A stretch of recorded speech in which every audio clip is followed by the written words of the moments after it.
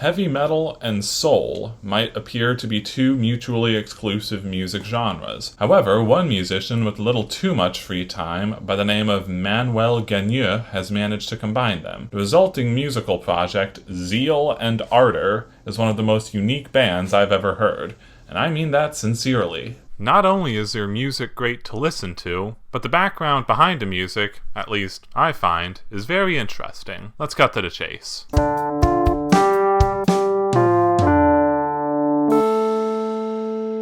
Manuel gagneux was born in 1989 in Basel, Switzerland, famous for being the only European city named after an herb. Oh wait, I'm confusing it with its neighboring city, Basel, Switzerland. Gagneux is biracial, with a white Swiss father and an African-American mother. Both of them were musicians, which is always a blessing. He became a fan of heavy metal music as a teen. He said in an interview with Louder Sound that he was an aggressive young child until he discovered heavy metal, at which point he calmed down significantly. It does have that effect. As a teen, he played in a crossover thrash band called Hallelujah, whose music I've been unable to find online. As an adult, he moved to New York City, very good choice, and started the chamber pop project Bird Mask. I've checked them out, and it's damn good. Gagneux began posting his Bird Mask music online to get feedback. Specifically, he chose the internet's biggest cesspool, 4chan. Just for laughs, he began taking suggestions for genres he could combine into a song. One commenter suggested he combine black metal with a genre that I'm not going to say. That's 4chan for you, I guess. He decided to take this obviously trolling comment and actually try to do it. What further motivated him was the question, what if American slaves had embraced Satan instead of Jesus? As he said in an interview with Toilet of Hell, it started more as a thought about how funny it would be to hear satanic gospel music, but the thought took me to the similarities between Norway's imposed Christianity and that of American slaves. For some context, Norway didn't allow any religions other than Lutheran Christianity to be practiced in the country for several hundred years until 1845. The genre combination is all the more interesting considering black metal's, let's say, iffy history with race. The fact that National Socialist black metal exists at all is, frankly, a stain on the genre. The first song released under the Zeal Ardor name was the single, A Spiritual. I hadn't listened to it before making this video, and it kinda seemed like the internet didn't want me to listen to it. It's not on Spotify, and both the YouTube and Bandcamp links have been taken down. I eventually found it on the Internet Archive. As a first single, it's quite nice.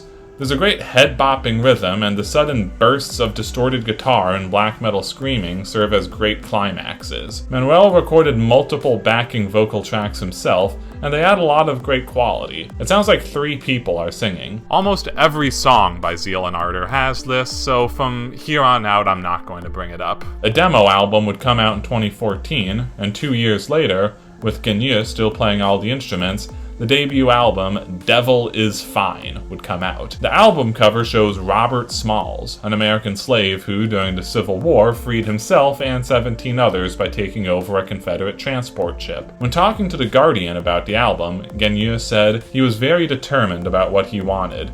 Freed himself, freed others, stole a ship, became a politician. It's pretty extreme. As far as debut albums go, this is a really good one. There are 9 songs, with there being 6 actual songs and 3 interludes. The 3 interlude tracks, titled Sacrilegium 1, 2, and 3, are all good and definitely justify their inclusion. As for the proper songs, the title track is the most popular one and still remains their most listened to song on Spotify. It doesn't have a lot of metal in it, aside from pounding drums and a reverb-heavy distorted guitar line, so it's definitely focusing more on an eerie, chill vibe. It has a killer vocal hook and you can hear the emotion in his singing. Gagneux admitted to intentionally clipping the vocal tracks on this album to create a more retro feel. I love it. There are piano chords that are simple but add a great atmosphere. I've seen them live, and when they do this song, they replace the piano chords with guitar chords, and while it sounds nice, I do definitely prefer the piano. I know, call me old-fashioned. The music video for this song has imagery that I don't know enough about to try and explain, so I'll just leave it to you to go watch it. Blood in the River is my other favorite track on this song. It wastes no time at all getting your attention with the opening lyric, "A good God is a dead one." It's an absolutely pounding, heavy song, and Manuel brings out his screaming vocals. The other two songs I really like are Come On Down and What Is a Killer Like You Gonna Do Here? One flaw this album has is that it's pretty short, with it only being 24 minutes long. Now, those of you who watched my mathcore video will know that I have no problem at all with short albums, although for this style in particular, it makes this feel more like an EP than a studio album. It's still a killer release, though. The album received good reviews when it was released. The consensus seems to be that, while it definitely has flaws, it's overall a good first effort. Metal Storm gave it a 9.5 out of 10, writing, "Once in a while, there comes a time when new ways open up for music. Frontiers are being torn down and ideas can stream freely. So we are truly fortunate drunkards to live in the time where Zeal and Ardor released their second album to date, Devil is Fine." I'm guessing he counted their demo album as their debut. There were still some negative reviews. The Soundboard gave it a 4 out of 10, mainly critiquing it for being incoherent while saying, "Devil is Fine isn't the kind of project from which great quality should be expected from. After all, this is an album born from a creative block and inspired by a forum post, one which feels like it was dead in the water before it started. Points for creativity, sure, but even then there doesn't feel like there's anything more that can be done here, beyond expanding on something that's almost guaranteed to become tiresome if stuck to for too long." Everyone's entitled to their own opinion, even if it's wrong.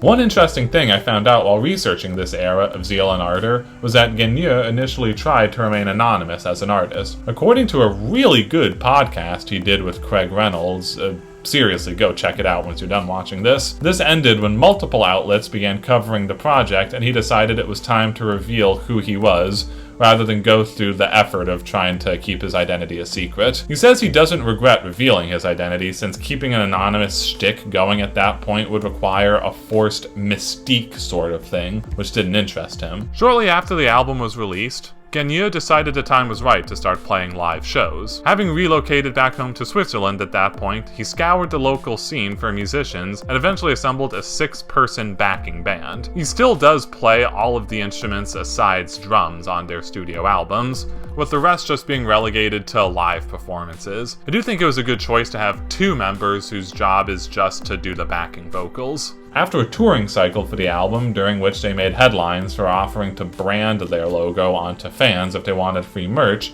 Gagneux hopped back into the studio to record the follow-up album, Stranger Fruit. The title of this album is a reference to the Billie Holiday song, Strange Fruit. The song is about racism in the United States, and uses the image of a fruit hanging from a tree as a metaphor for the lynching of African Americans in the South, which very much fits in with the band's musical influence. Onto the tunes. This album absolutely kills. Most of that is because, being almost twice the length of Devil is Fine, there's just more good music. The mix of metal and soul sounds even more natural on here, and it's clear Gagneux is becoming more and more comfortable with this particular combination of music. The album's first proper song, Gravedigger's Chant, is nice and eerie, with clean singing paired with piano and pounding drums. Really sets the mood. Gagneux's singing as a whole sounds great on this album, and You Ain't Comin' Back is another good example. One personal favorite of mine is Don't You Dare. It starts out with a cricket sound sample, and it makes you feel like you're sitting on a porch late at night in the Mississippi Delta. The song also has killer screaming vocals and some sick riffage. Row Row is a great headbanging song that almost makes you want to dance to the rhythm. I found myself mouthing along to the vocal hook almost immediately. Servants is another song that'll leave your neck sore after a while. The drumming on it is insane. Having Marco von Allman take over the drum duties definitely helps the rhythm section stand out, and it sounds leagues better than the programmed drum kit on Devil is Fine. The song also has The Hermit and Solve, which serve as interlude tracks. The former is very ambient, while the latter has a nice electric piano. If I may pick nits, I think the intro track is a bit redundant, given that Gravedigger's chant by itself is a perfect mood-setting song for the album. The second interlude track of the three, The Fool, is a bit forgettable, although it's not written as a full song, so I'll give it a pass. The second half of the album isn't quite as up to par as the first, but it's still really good. The reviews for Stranger Fruit improved a bit from the debut, and Wikipedia doesn't list any negative ones. It would even be noticed by the torchbearer of alternative music press, that is, Pitchfork. They gave it a 7.3 out of 10, saying, Manuel Gagneux's latest provocative mix of black metal and folk music of the South is an absurd union that offers moments of transcendence. Good deal of adjectives there. In addition, it would be included on multiple outlets' Album of the Year list. The ones I care about enough to mention are Loudwire, Revolver, the AV Club, and Consequence of Sound. It was around this time in real life when I discovered Zeal Ardor, and I absolutely devoured these two albums. After Stranger Fruit's release, Gagneux would take a bit of a break from the project. Once he resumed work on a new album, he was interrupted by something bigger. The 2020 murder of George Floyd and subsequent protests influenced him to shelve the project he was currently working on and write, record, and release the Wake of a Nation extended play. As he put it, Wake of a Nation's intent and context should be obvious. I like to revel in ambiguity and in room for interpretation. This is not the case here. These 6 songs are a knee-jerk reaction to what has happened to my fellow people in the last months. Originally, I was set to record an album scheduled to come out next year. As these songs were written due to the horrendous events that instilled them, I decided to release them as soon as possible. Using the rich heritage and culture as a part of my musical identity, it felt like cowardice to sit by and continue with my routine as if nothing happened. I also probably shouldn't have to point out that the title is a reference to the 1915 film The Birth of a Nation, a film so horrifically racist that US President Woodrow Wilson had it screened at the White House. The EP starts out with Vigil. It's centered around clean singing and piano, although the pounding drums add energy to it. The choir-like background vocals are a nice touch, too. The lyrics explicitly reference police brutality, and the pre-chorus uses the last words of African-American men killed by police. I Can't Breathe by Eric Garner, It's a Cell Phone by Stephon Clark, and Please Don't Shoot by Thurman Blevins Jr. Tuskegee is a straightforward heavy metal song with anguished screams and heavy guitar riffs. I really dig this track. The title is a reference to this Tuskegee syphilis study carried out by the CDC, in which hundreds of African-American men ill with syphilis were promised treatment, but were instead given placebos so that doctors could study the disease as it progressed. I Can't Breathe is an interlude track with audio from news coverage of protests and cell phone videos of police brutality playing over a drum beat and dissonant melody. Trust No One is heavy as shit. Yeah, that's really all I have to say. The closing title track has a rhythm that utilizes both hand clapping and foot stomping. It also has lyrics in 3 languages. Most are in English, but there's also the Latin Dies Irae, or Day of Wrath, chanted. There's also a verse in German, Gib uns die Gabe, Gib uns dein Lorbeeren, Gib uns die Gabe sofort.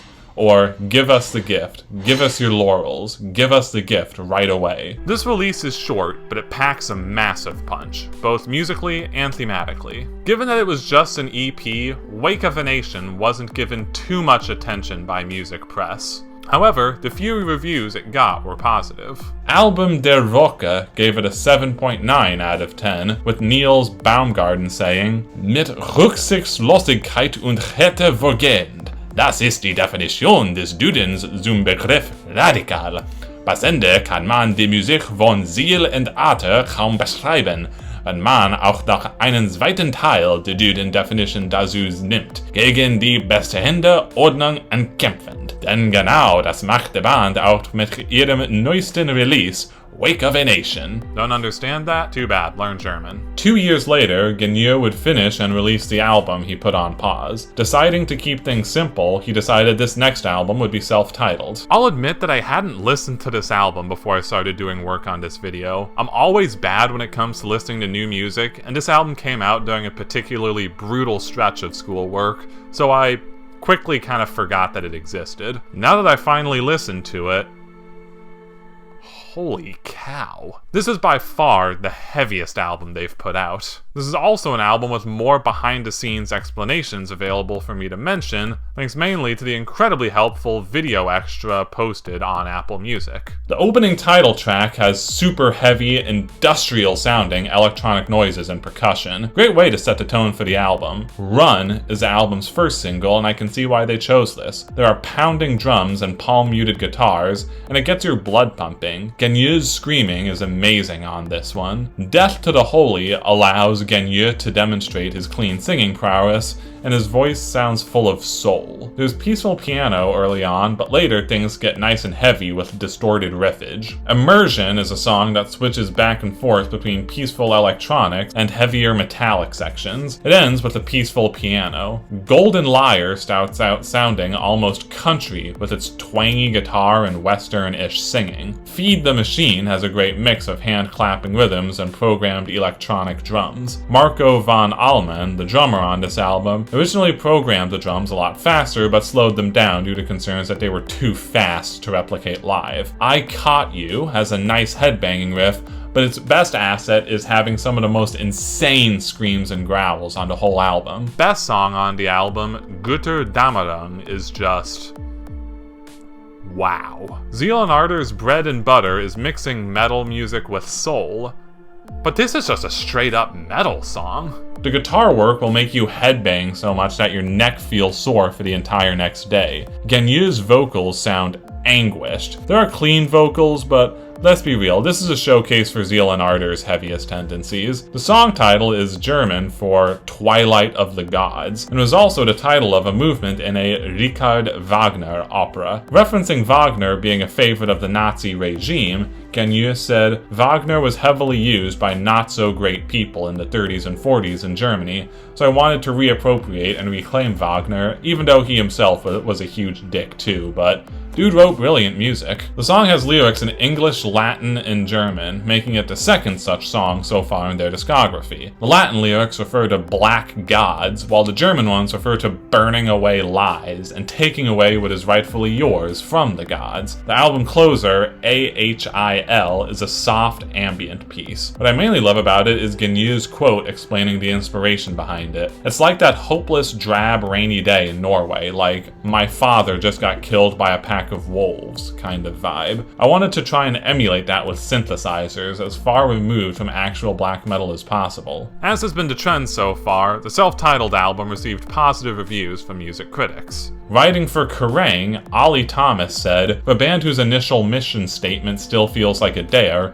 Zeal and Ardor have proven remarkably resilient while staying essentially true to the concept of cross-pollinating African-American spiritual music with black metal." Mr. Mellon, Anthony Fantano, wasn't as enthused, giving it a 4 out of 10, and once again I'm wondering why I even follow him. Before I wrap things up, I should mention something I thought was funny. While working on this video, I found out that there are multiple Reddit threads discussing them, some posting links to their songs, others just straight up asking people what their thoughts are. Out of curiosity, I checked them out, since I was curious what people who don't write about music for a living had to say about it. The thread on r/black metal seemed to be rather mixed on whether or not people think they're any good. Most people did seem to agree that the project isn't really black metal anymore. One comment I thought was funny is courtesy of user HappyHappy85. "On paper it sounds like everything I'd love, but when it comes down to it, it just sounds like a vaguely black metal 9 Inch Nails having sex with Imagine Dragons." Creative. The r/prog metal thread was considerably more positive, as is the thread on r/deathcore. The lesson, as always, black metal fans just suck. So there you have it. Zeal and Ardor have been around for only a decade, but they've already managed to put out so much good music. I find that they get better with each release, which makes listening to their releases in chronological order all the more rewarding. Now that I've talked about them for a good while, I want you to listen to them for a good while. If you like them, then great, you have new music to add to your rotation. If not, hey, at least you tried something new. If you're still watching by now, I just want to say thank you so much for giving me your time. If you like what you saw, be sure to like and hit subscribe. I upload these videos whenever I can, and I always have a ton of fun making them. Hopefully you have as much fun watching them. If you have a suggestion for a video you want me to do, just leave it down in the comments. Who knows, maybe I'll get to it. I'm RobbyJ2734. I will see you when I see you next.